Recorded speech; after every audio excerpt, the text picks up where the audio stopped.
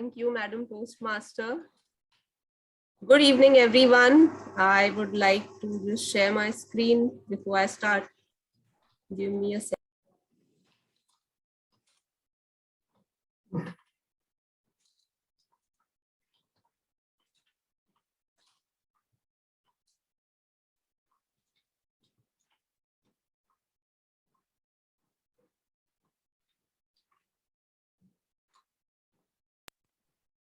Is my screen visible to all of you?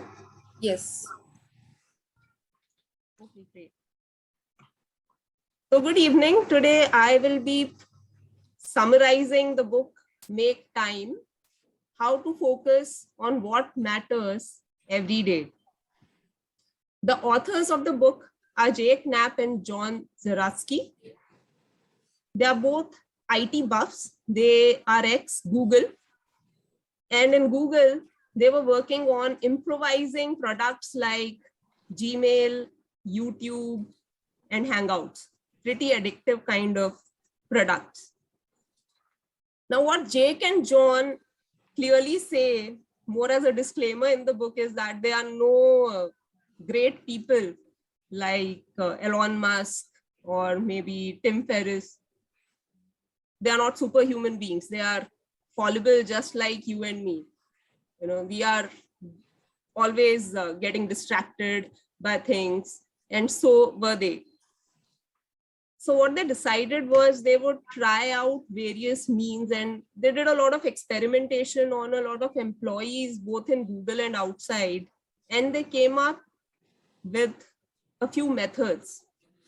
There are some 87 tactics which they talk about in this book. Of course, not all 87 can be covered in a book summary, otherwise it will go on for a few hours. But I have tried and taken a few which I thought were important to share. Now, before we proceed, I would just like to share something which Charles Duhigg of The Power of Habit had to say about this book. So Charles Duhigg says, if you want to achieve more without going nuts, read this book. So it's a very interesting book. I hope you can get a copy of it or listen to it as an audiobook whenever you have time. But for now, let's proceed with the summary. So a quick question to all of you. How many of you feel that your calendars are always full of work? You know, there's always something to do. There's a long to-do list and you keep doing it. And by the end of the day, you feel, okay, too much of work was there. I was very busy. But at the end of the day, do you really feel fulfilled? Do you feel that, hey, it was a great day. I achieved something today. How many of you feel that way? Or do you feel that, okay, it was a very busy day, but fine, I don't really feel very fulfilled? How many of you feel that? Yeah, busy being unproductive. Right. So I would also raise my hands. I belong to that category too. I feel I'm always busy. And at the end of the day, I'm pretty drained. But if you ask me whether it was a good day, I would say no, not really. So I think it's a good book for all of us to make time. So if I were to summarize this book in one simple sentence, I would say it is about creating space in your life for what really matters. And I'm sure we all have something which matters to us, right?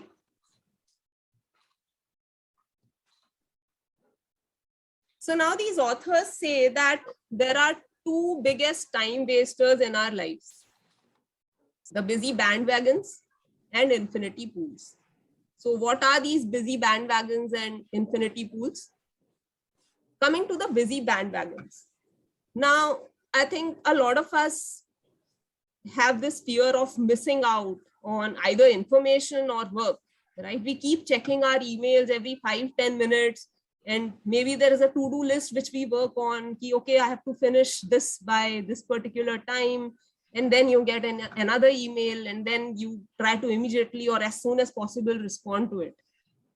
These kind of things make our calendars busy throughout the day, right? They consume us completely. this is the problem of busy bandwagons. Being continuously busy, that to-do list always keeps increasing. You keep striking it off, which gives you temporary pleasure, but there are new things which will keep adding on to your to-do list. The other, the infinity pools. We are living in an age where there is infinite information, infinite content available for consumption, be it for news, be it for social media, connecting with your friends, WhatsApp, Facebook. I mean, tell me, how don't we really use our phones whenever we even have 1 minute free? The immediate thing that we do is pick our phones and start browsing or going through Facebook or Instagram to see what is happening in the lives of everyone around, right? And this is like a never-ending pool. You can just spend your entire day on it. Most of us just think that, okay, I will go onto Facebook for 5 minutes, but you actually end up spending a whole hour on it, right? So these two, the authors say, are the biggest time wasters in everybody's life. So then if these are the time wasters, how do you really make time work for you? How do you make time?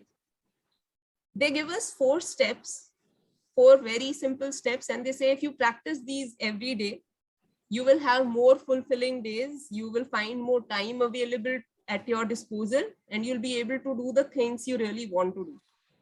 So what are these 4 steps? Highlight, laser, energize, and reflect. We will go through all 4 of them. So starting with highlight.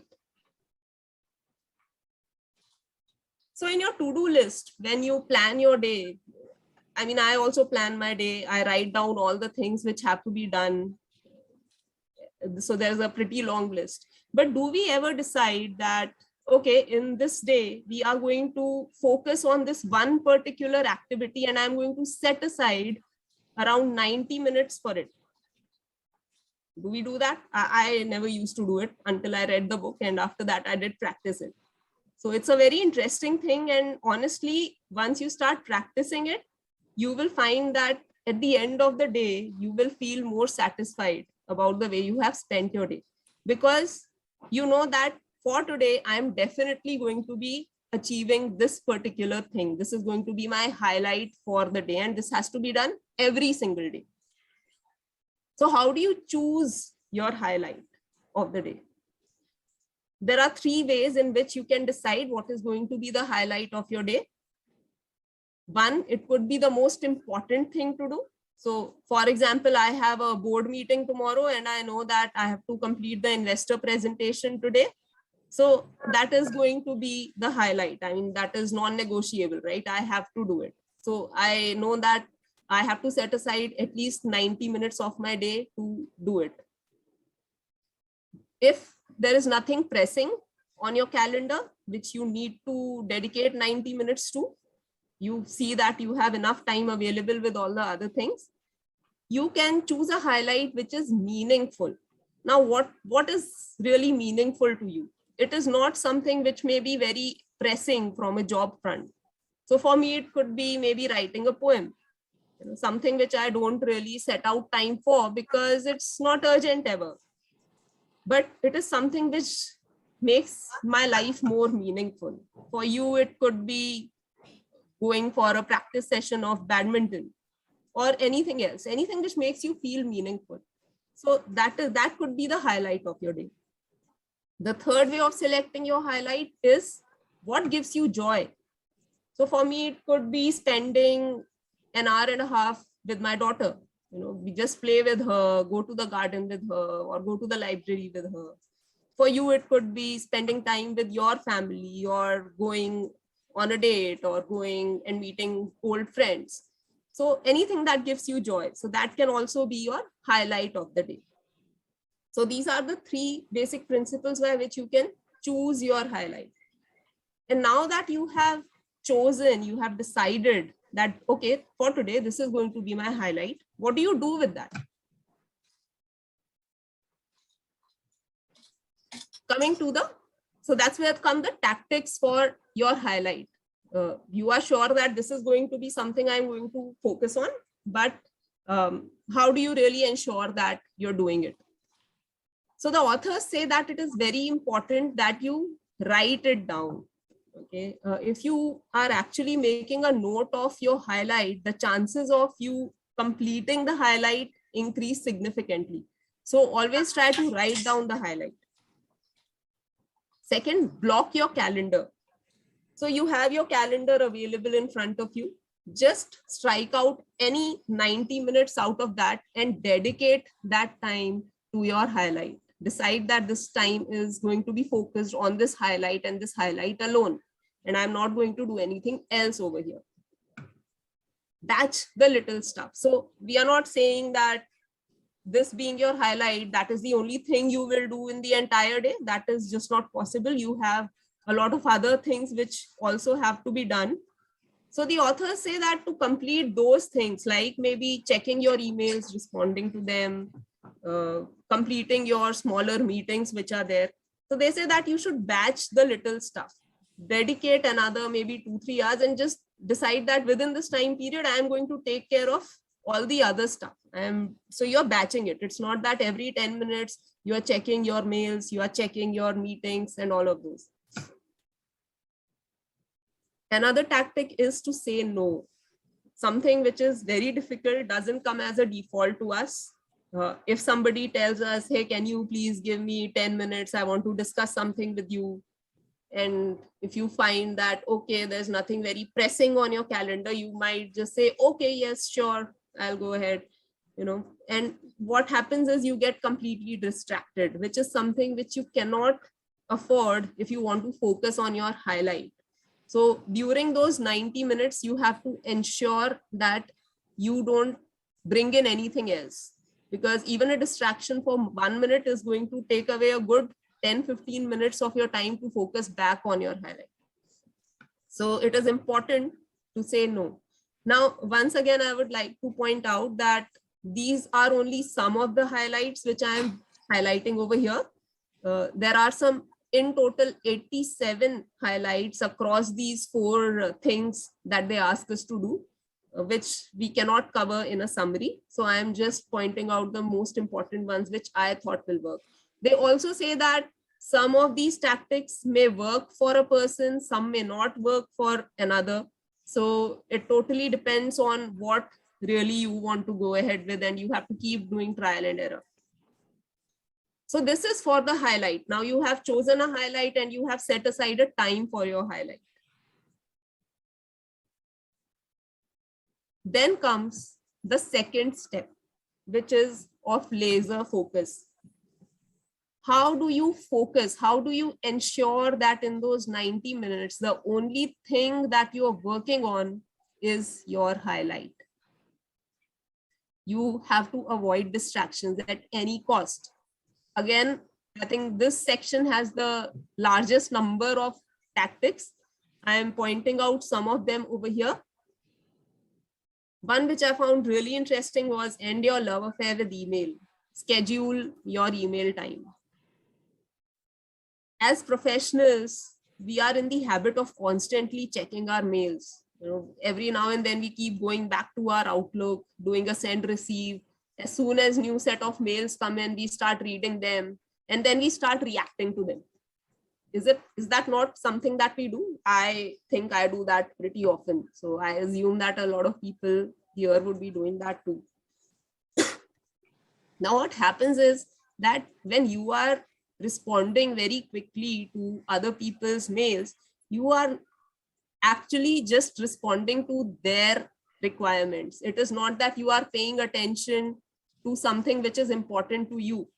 You could have taken your time, like they said, batch the smaller tasks. You could check your emails even after 2-3 hours at the allotted time and then start responding to them. But no, we do that right now, right here. We have to just start doing it. And in this process, in this immediate response, what we are also doing, unfortunately, is we are building expectations. So the other person who gets our mails very frequently on a regular basis within, say, 10 minutes of the time that they have written to us, the next time also they expect that, oh, this person is going to respond quickly. So we are raising that bar there, but honestly, it's not doing us any good. It is something which is a requirement for them, and you are only fulfilling that. It's not something which is making your life more productive. So they say that you should end your love affair with email. Second is block distraction kryptonite. What is distraction kryptonite? For all of us, it could be something different. For me, it could be Facebook. For you, it could be LinkedIn or Twitter. For somebody, it could be WhatsApp. So what is that one thing which you keep going back to and spend the most of your time on? So this has to be something from not your busy bandwagon, but from the other pool, the infinity pool, right? So this is one. So for somebody, it could be even playing a game, Roadrunner or whatever. You have to identify which infinity pool is taking up the most of your time, and you need to stop it. You need to bar it. Okay, that could be by logging out every time you have used it to make it more difficult for you, or you just, if you can, delete it from your system so that you are saving a substantial amount of time. The authors have also pointed out that human beings across whatever research has been done have shown that we spend around 4 hours, a little more than 4 hours per day on screen. Okay, and that's a huge amount of time if you look at it. We don't realize it, but over a span of time, in the whole day, we spend that kind of a time either on our phones or on our TV screens. And that is a good time which you can save to do meaningful work. So how do you really ensure that you are using less of screen? One tactic which they suggest is log out. So you may not be able to delete every app on your mobile, because that may be very difficult to do, right? You need to use it sometime or the other. So they say make it more difficult. Put a barrier there. The moment you log out of maybe a Facebook or Twitter or Instagram, the next time when you want to access them, or you just randomly pick up your phone because you have time, you know, oh my God, I need to log into this app to see it. That will be the biggest jolt for you. You'll say, okay, I'll maybe check it later, because nobody wants to go through the pains of putting in the username and password and then accessing the app unless it is really important. So that is one of the tactics they talk about. Then they say clear notifications and home screen. So how many of you, show of hands here, get distracted with notifications on your phones? Maybe you're doing something and then the phone just is ping pong and you're on your phone. Okay. Okay, I see quite a few people. Again, I'm one of the people there, particularly with WhatsApp. Even if I'm working on something and my phone is lying next to me and there is a WhatsApp notification, the immediate reaction is to pick up and see what happened, as if we are missing out on something really big, right? So what they say is you should clear notifications from your apps. By default, your phones or whenever you are installing an app, you have to accept that you will be shown the notification. But that is something which is going to waste your time. So clear the notifications and also the home screen. So a lot of us create shortcuts on our home screen for all these apps, right? And what happens is, even if you have picked up your phone for checking something else, the moment you go to your home screen, you see a whole lot of other apps, and chances are that you will go to the other apps that you see. So they say that just keep a clear home screen. So there is nothing which can distract you. In fact, they go to the extent of saying that, you know, use a primitive kind of a phone. You just make your smartphone more primitive, remove everything else, just keep the apps which are important. So that's another thing. Then they say ignore the news. Now, this is something which I have come across in a few other books as well. And I think it makes a lot of sense. Like in today's world, we have so much of information. You just go on to any news channel, it will run for 24 hours. You can keep getting the information there. You go to any news site, there's so much of information overload over here. But do we really need it? How much of news are you going to consume? And does that really help you? So what they say is try to only consume news weekly instead of daily. And they say that as it is, whatever is important, what needs to come to you will come to you.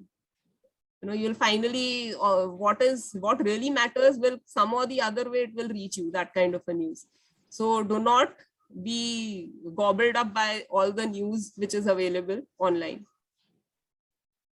Another important tip for people who really love series, watching all the series on Netflix and other channels, is they suggest that instead of series, whenever you want to take a break and watch something, watch movies instead, because they have a finite time, right? Maximum maybe 2 hours or 3 hours. That is the only time, and it will get over. What happens in series is there are seasons, and within seasons there are so many episodes, so you just never get enough of it. Another is shut the door. So when you are focusing on your highlight, if possible, keep yourself secluded from the rest of the world, shut the door physically, and be focused only on your highlight. The last one sounds silly, be bored. So there are definitely going to be times when in those 90 minutes, when you have to do only that one thing, you're going to be bored. You would really be wanting to go and check your phone and maybe see emails, do anything else which is possible. But they say it's okay, just get bored, stick to it, decide that for these 90 minutes, I'm dedicating it to this task, and you would be able to focus back and you would be able to make it productive, is what they say. Coming to the next step, which is energize. So if you do not even feel the energy, there are days on which we feel really low, right? If you do not have the energy, how will you ever complete anything? And particularly something which is your highlight, which requires a lot of focus. How do you dedicate those 90 minutes unless you have energy? So how do you energize yourself? How do you keep yourself awake and in a great mood? They say that you should act like a caveman to build energy. We have to remember that our ancestors were cavemen. They were hunter-gatherers. So what did they do as hunter-gatherers? Anyone?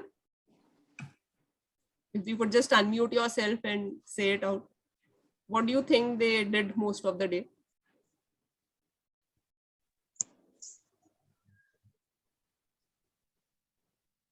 Come on, guys. Left in the cave. Running behind the animals and hunting with them. Yes, pretty bang on there. So they would either be hunting animals or they would be gathering fruits or vegetables, right? That's what they usually do. But they would mostly be always on their foot. So they would keep walking to be able to do this. They were always looking for food. And in the process, they would keep walking. And what were they consuming? Did they have access to burgers and fries that time? No, right? So they were obviously not consuming all the stuff that we do now. They were only eating raw vegetables, fruits, and for long periods of time, they wouldn't in fact be eating anything at all. So if you want to energize yourself, think that you are a caveman. That is the best way. So what do? You exercise every day, but don't try to be a hero. Don't try and, okay, I'm going to exercise, so I'm joining the gym and I'll spend 1 hour over there. That doesn't really work, and you don't even need that. Just try to take walks. Maybe walking to the shopping mall, walking to your work if it is close by, taking stairs instead of taking the lift. So just try to keep walking. That's what our forefathers did. They didn't join gyms. They just kept walking. Eat real food. So please get rid of all the ice creams and fries. Try to eat the real food. It has all the energy we need. Stay hungry. So this is something which a lot of books of today's time talk about. Go for long periods of fasting. Do not eat anything in between, maybe 8 to 10 hours of fasting. There are a lot of health benefits, apparently. In fact, some also claim to say that this helps you fight cancer. Okay, so intermittent fasting is something which is being talked about a lot. So try and do that if you can. optimize caffeine. So caffeine is something a lot of us need. Thankfully, I don't, I need tea. But a lot of people want their first cup of coffee and then they keep repeating coffees whenever they are feeling a little tired. What they say is that caffeine has to be used strategically and try and have it only twice a day. And definitely it should not be the first thing that you have in the morning. So they say you start your day without coffee, but you have your first cup of coffee maybe after breakfast. Okay, because it takes time for the caffeine to get absorbed in your blood, and only 50% initially gets absorbed. The remaining 50% actually stays for hours together. And that is why the second or the last cup of coffee that you have should be around maybe 3 or 3:30 p.m. and not after that. Because people who have coffee a little later in the day, say 5 p.m., 6 p.m., 7 p.m., they find it difficult to sleep. Why? Because the caffeine, which has not been absorbed, the 50% which was not absorbed initially, starts working later and it keeps them awake in bed. So they say that you should optimize your caffeine intake. Disconnect sugar. Sugar, we all know, is something which doesn't help us. So they say instead of sugar, try to maybe go to dark chocolate. That is something which may be bitter tasting initially, but it has a whole lot of health benefits instead. Get woodsy. Difficult for people like us who stay in cities to be living in the midst of nature. But the authors say that whenever you can, and particularly the first thing in the morning, if you can just open your windows, let the fresh air come in, go and look at the trees around, if possible, walk on grass. So try and be more apart with nature. Then, of course, meditate, which is our theme of today, yoga.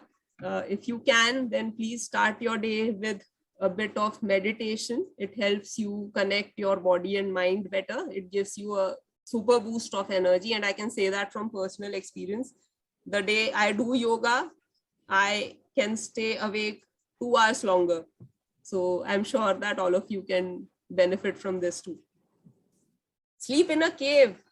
What do you think this would mean? Make your bedroom a bedroom.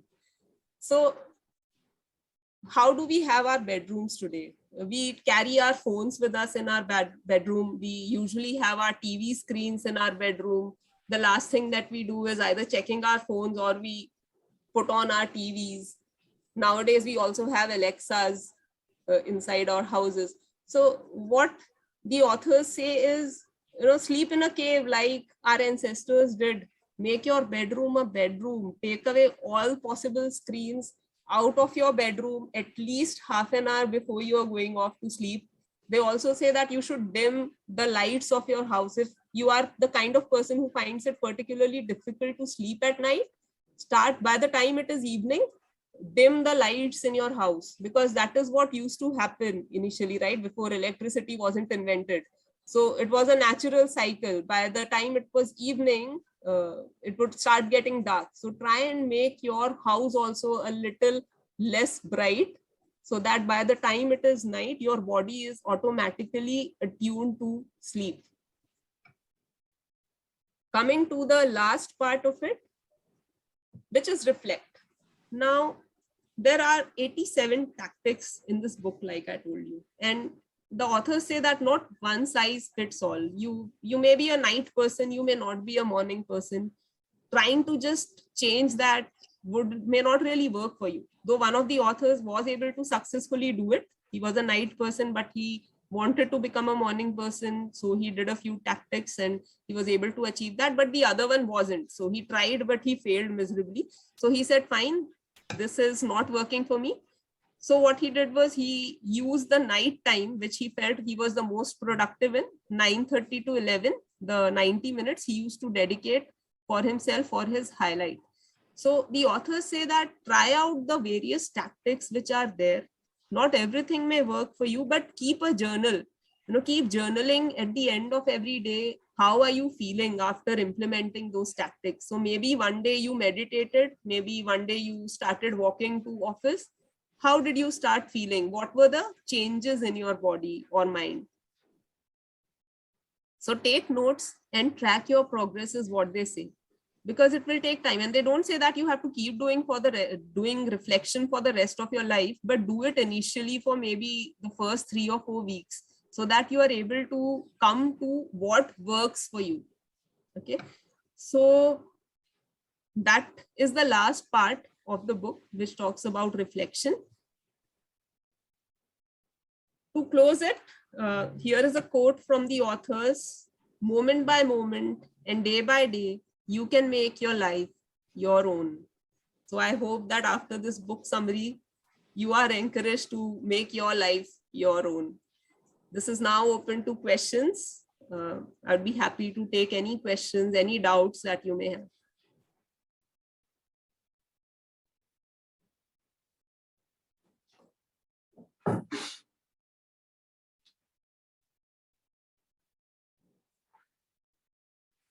Any questions? No questions at all?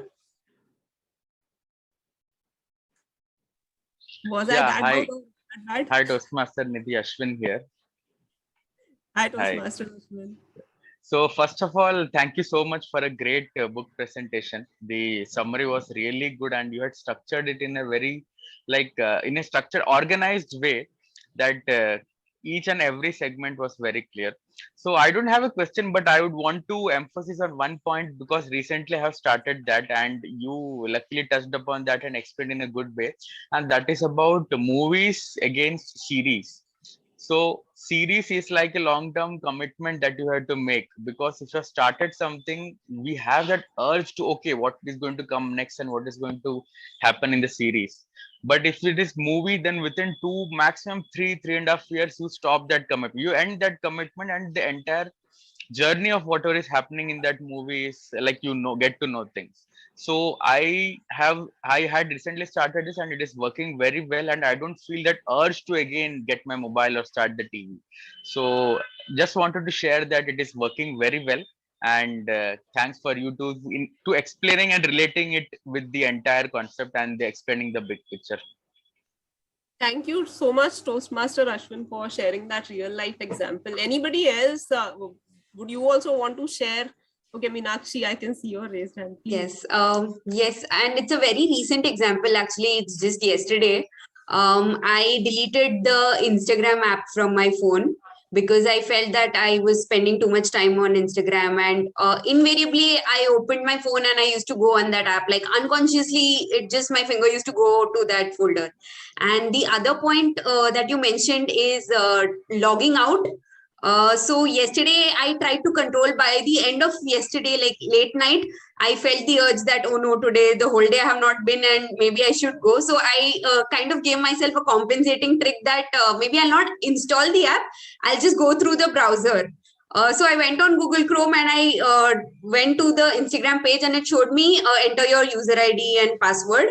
And the last password I remember, I just put that in and it showed that wrong password. And then I was like, chuck it, now I'm not going to recover my password and then go back to Instagram. So yes, it's been around 48 hours of Instagram. Wow, awesome. That's great. Yeah, that's great. So I think we also need to start doing yeah, that. I had not read this book, or I hadn't come across these points, but invariably I used it and it's working so far. Excellent. Yeah, thank you so much for sharing that insight. Toastmaster Rajveer has something to add. I just wanted to add one point here. I think the biggest takeaway for me is I used to make note of my priorities, and I used to define it like P1, P2, P3. I think what I'm going to do now is the way you listed it. It's like important, meaningful, and joyful. I would definitely like to try this particular aspect as well. Because otherwise what happens even after documenting, you feel like you're not walking the talk. I mean, it is there on your Trello board or probably your to-do list, but you end up not completing all the tasks which you list there. So probably I think this is one takeaway for me. That's all. Thanks. Thanks so much, Toastmaster Rajveer. So yes, I also tried to do this, but so whatever is mentioned here, I've actually tried implementing some of them. The first thing which I tried it for was to finish this book, because I wanted to summarize it. I first thought I'll summarize the compound effect because I had finished it earlier. But then I said that a lot of people would have already read it, so it doesn't really make sense to summarize it. So I said, okay, let me read another one and I'll summarize that book. But there was very limited time which was available. So then I implemented this tactic. I set aside 90 minutes of a day to finish a major part of it, and then another day for the rest of it. And it really works. It works. It makes you feel more satisfied. Toastmaster Sanath has something to add. Yes. Firstly, Toastmaster Nidhi, thank you so much for that wonderful and a very professional presentation. And I really agree with the points that the author has mentioned. And also adds a few, I would like to just add up a few apps like the mobile apps that we use for Instagram, Facebook, LinkedIn, or even Gmail. The apps are made in such a way that the interfaces are more addictive. That we get a urge to go on that app, and even if we don't have anything, we have a urge to just scroll it up, and because the interfaces are very addictive. But if you open the same websites on like Chrome or a web page, you don't get that much addicted, because that interface is less addictive. So in the way, like deleting the app and just using the Chrome version is a better, and it won't let you there's a less chance of getting addicted to that. So Absolutely. that's one more point. I totally agree with you after what you have and Meenakshi have said. I'll also try doing that. So I'm definitely deleting a few apps from my system today. Thank you so much. So I think we are pretty much on time, hopefully. So with this, I would like to hand it over back to Toastmaster Sumitra, Toastmaster of the day. Thank you everyone for being such a perfect audience. Thank you.